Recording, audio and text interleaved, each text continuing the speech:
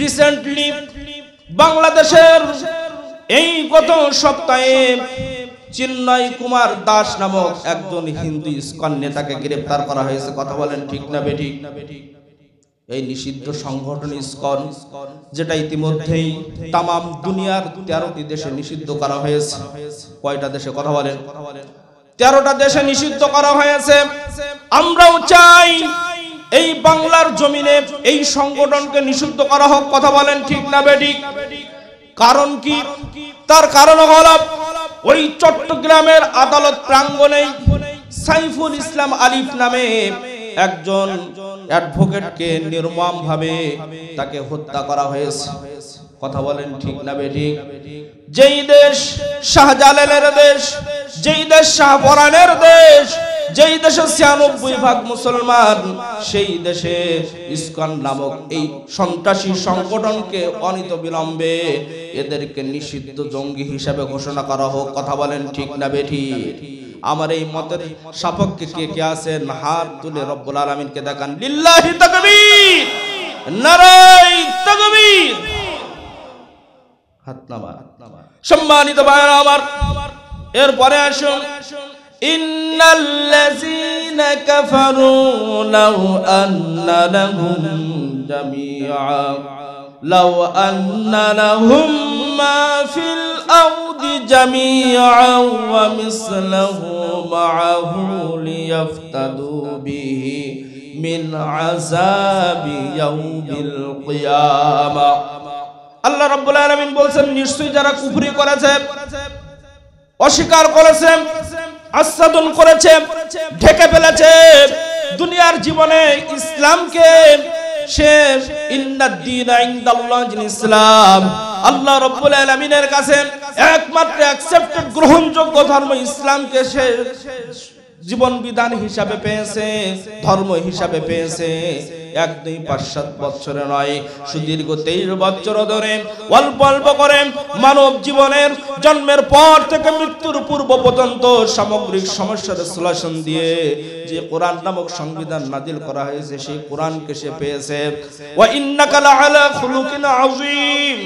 যেই নবীর চরিত্র হলো সর্বোত্তম চরিত্র, যেই নবীর চরিত্র হলো সর্বশ্রেষ্ঠ চরিত্রের আধার, পাওয়ার পরেও যারা কুফরি করলো, যারা ইসলামী শরিয়া মানলো না, যারা কোরআন মানলো না, যারা সুন্নাহ মানলো না, যারা বিশ্বনবীর জীবনী পাওয়ার পরেও বিশ্বনবীকে আদর্শ হিসাবে মানলো না, এই শ্রেণীর মানুষগুলো কিয়ামতের আদালতে যখন অপরাধী সাব্যস্ত হয়ে যাবে, ওই সময়ে তাদের নিকটে যদি দুনিয়ার সমপরিমাণ সম্পদ থাকে, আর তাদের জন্য জাহান্নামের যে নির্ধারণ করা হয়েছে ওই প্রচন্ড আযাব গজব থেকে বাঁচবার জন্য, জাহান্নামের আযাব থেকে বাঁচবার জন্য যদি সেইগুলো তারা দুনিয়ার সমপরিমাণ সম্পদ যদি তারা দিতে চায়, মা তুকবিলা মিনহুম, আল্লাহ রাব্বুল আলামিন বলছেন যে সেগুলো কবুল করা হবে না, হবে না।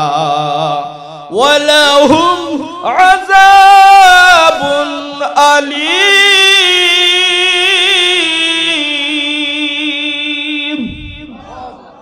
আল্লাহ রাব্বুল আলামিন বললেন, তাদের জন্য নির্ধারণ করে রাখা হয়েছে অত্যন্ত যন্ত্রণাদায়ক শাস্তি।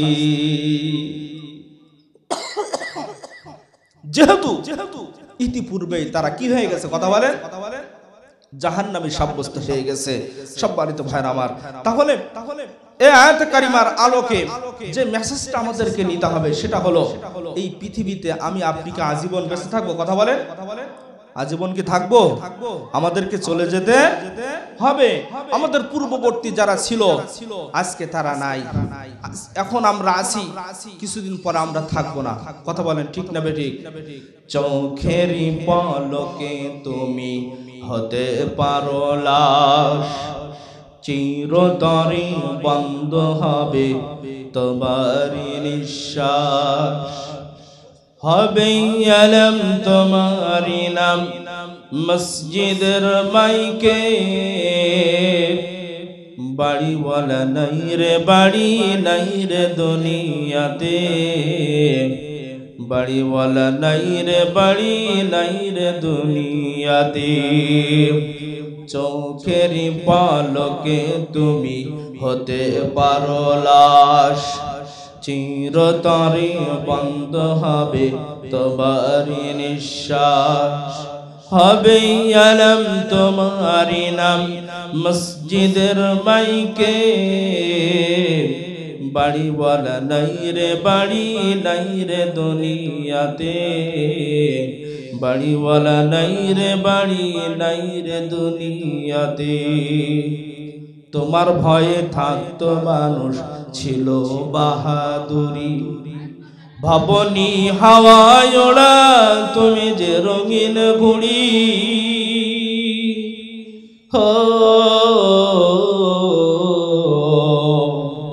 তোমার ভয়ে থাকতো মানুষ ছিল বাহাদুরি, ভাবনি হাওয়ায় ওড়া তুমি যে রঙিন ঘুড়ি। সুটোই টান দিলে মালিক, সুতোই টান দিলেই মালিক পারবে না থাকিতে। বাড়িওয়ালা নাই রে বাড়ি নাই রে দুনিয়াতে, বাড়িওয়ালা নাই রে বাড়ি নাই রে দুনিয়াতে। সিল্লা বলেন কথা ঠিক না বেঠিক? সম্মানিত ভাইরা আমার, ও আমার প্রাণ প্রিয় ভাই বাবাজিরা, ও আমার যুবক ভাইরা, কিসের নিশায় কিসের আশায় তুমি মহান রবের রুবুবিয়তকে এখনো ভুলে রয়েছ? কিসের আশায় তুমি কোরআনকে ছেড়ে দিয়েছ? কিসের আশায় তুমি বিশ্বনবীর আদর্শ থেকে মুখ ফিরিয়ে নিয়েছ? এই দুনিয়া তো একটা, এই দুনিয়াটা ক্ষণস্থায়ী একটা জায়গা, মরীচিকা। এখানে তো আমরা কেউ আজীবন থাকতে পারবো না। আমাকে আপনাকে তো চলে যেতেই হবে, কবরে যেতে হবে একা, যেখানে নেই কোনো সাথী, নেই কোনো বাতি, নেই কোনো সাহায্যকারী। একবার চক্ষুটা বন্ধ করে চিন্তা করে দেখুন, মনে করেন আপনি এখন যশোরের উদ্দেশ্যে বেরিয়েছেন, বেনাপোলে যাওয়ার পরে রোড অ্যাক্সিডেন্ট হয়েছে, আপনার অ্যাক্সিডেন্ট হওয়ার সাথে সাথে আপনি জায়গায় ডেড হয়ে গেছেন। আপনার লাশটা বাড়িতে তখন নিয়ে আসবে, কোনো অ্যাম্বুলেন্স কিংবা ভালো কোনো গাড়িতে আর নিবে না, আপনাকে চটে মোড়ানো একটা ট্রাকে বা এই ধরনের কোন যানবাহনে আপনাকে নিয়ে আসবে। নিয়ে আসার পরে দিনকে দিন মনে করেন নাই, রাতকে রাত মনে করেন নাই, অক্লান্ত পরিশ্রম করে আপনি বিশাল একটা অট্টালিকা বাড়ি নির্মাণ করেছিলেন। আপনার বাড়ির যতই নিকটতম আত্মীয় স্বজন, তারপরে কেউ কেউ আপনার কবর খননের জন্য চলে যাবে, আর কেউ চলে যাবে আপনার জন্য কাফনের কাপড় কেনার জন্য। এমনি করে অতি দ্রুত আপনার গোসল সম্পন্ন হয়ে যাবে। সম্পন্ন হওয়ার পরে শেষবারের মতো আপনাকে কাফনের কাপড়টা পরিয়ে দেবে। ওগো আমার যুবক ভাইরা, ওগো আমার দুনিয়া মুখাপেক্ষী ভাই ও বাবাজিরা, এত টাকা দিয়ে কি হবে? কাফনের তো কোনো পকেট নাই। শেষবারের মতো কেউ তো আপনার ওই কাফনের পকেটে কেউ বলবে না এই লোকটা লক্ষ লক্ষ টাকার মালিক, হাজার হাজার টাকার মালিক, কিছু তার টাকা দিয়ে দাও। অনেক সম্পদ আপনি করেছেন, কেউ বলবে না এক টুকরা মাটি আপনার কাপড়ের ভেতরে ঢুকিয়ে দেওয়া হোক। আপনাকে নিয়ে যাওয়া হবে, জানাজা পড়ানোর সাথে সাথেই আপনাকে কবরে দেওয়া হবে। সম্মানিত ভাইয়েরা আমার, এই তো আমাদের জীবন। কথা বলেন ঠিক না বেঠিক? একদিন তোমারি নাম মসজিদ হবে আলাম, একদিন তোমারি নাম মসজিদ হবে আলাম। তৈরি থেকো তৈরি রেখো কবরের মাল সামান, একদিন তোমারি নাম মসজিদ হবে আলাম।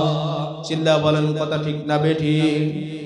সম্মানিত ভাইরা আমার, এইভাবে যখন কবরে চলে যাবেন, ওই সময়ে কবরের জীবনটা এমন একটা জায়গা যেখানে নেই কোনো বাতি, নেই কোনো সাহায্যকারী, নেই কোনো আলো।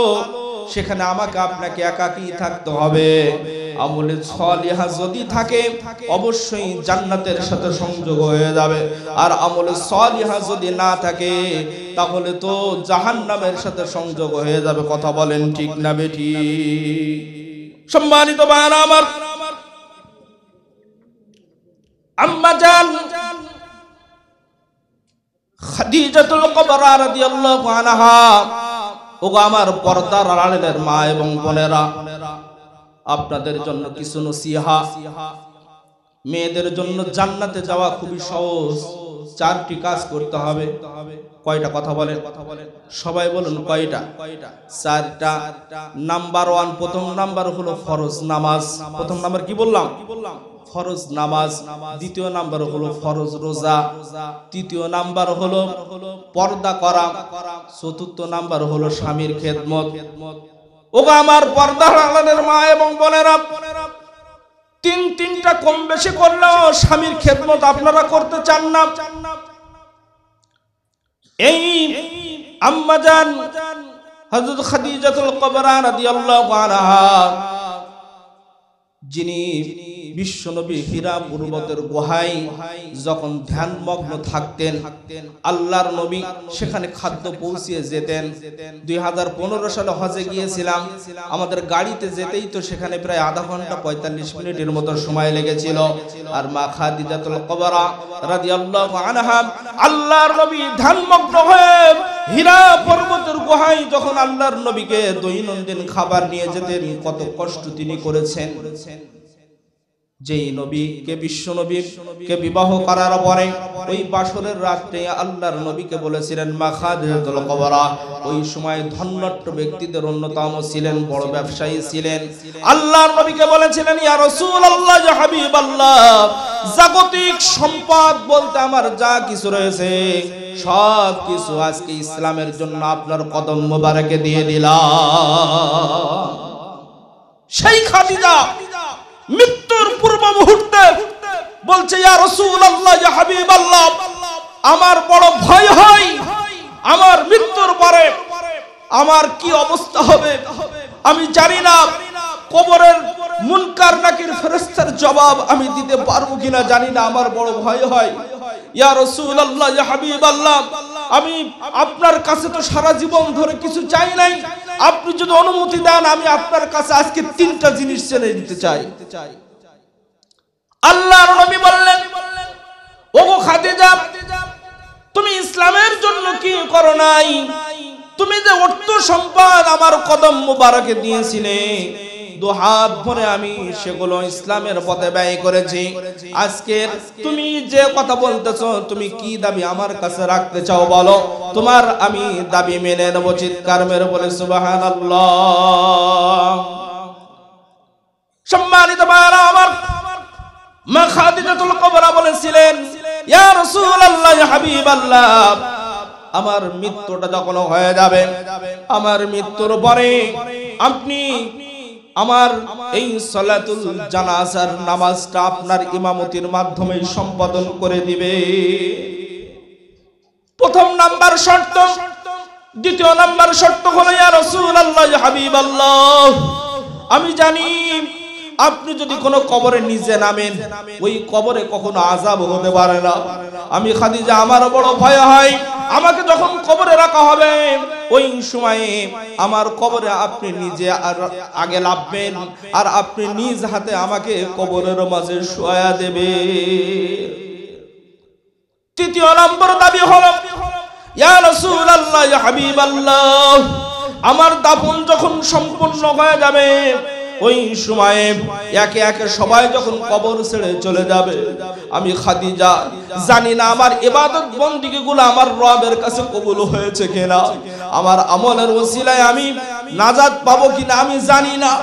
আমার বড় ভয় হয় ইয়া রাসূলুল্লাহ, ইয়া হাবিবাল্লাহ, মুনকার নাকির ফেরেশতার প্রশ্নের উত্তর হয়তো আমি দিতে পারবো না। আমি সবাই যখন একে একে আমার কবর ছেড়ে চলে যাবে, আপনি ওখানে দণ্ডায়মান থাকবেন।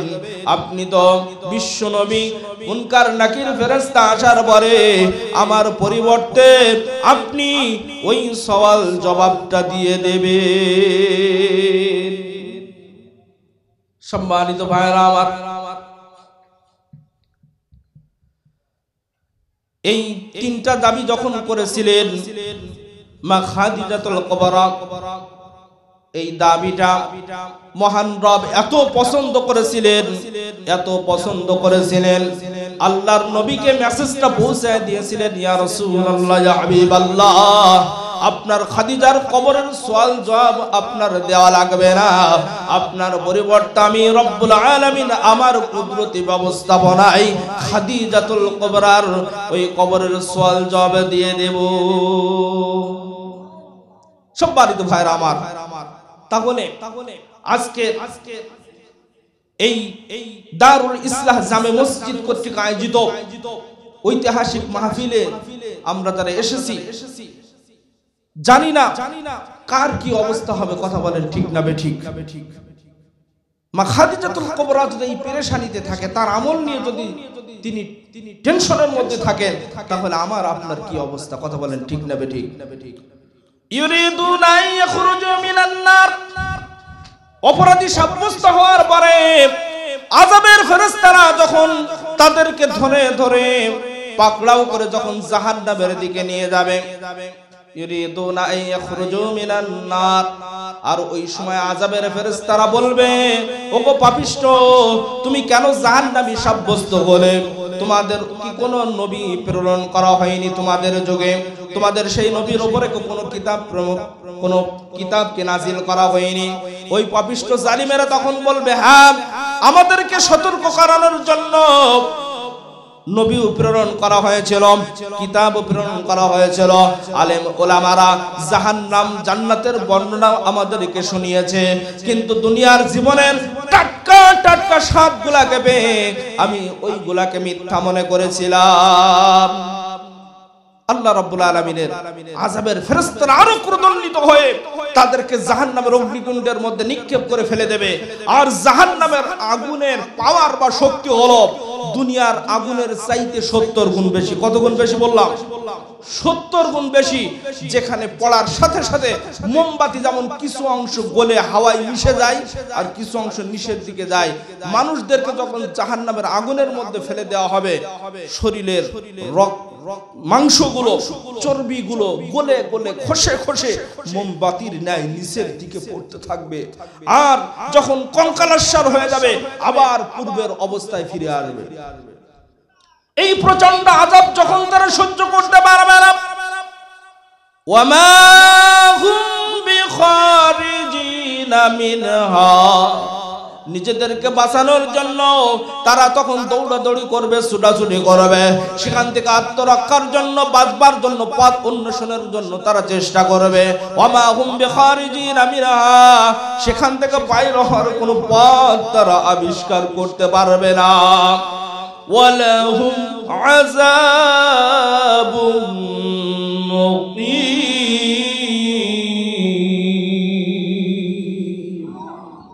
আল্লাহ রাব্বুল আলামিন এই পাপিষ্ঠ জালিমদের জন্য চিরস্থায়ীভাবে এই শাস্তির ব্যবস্থা করে রেখেছেন।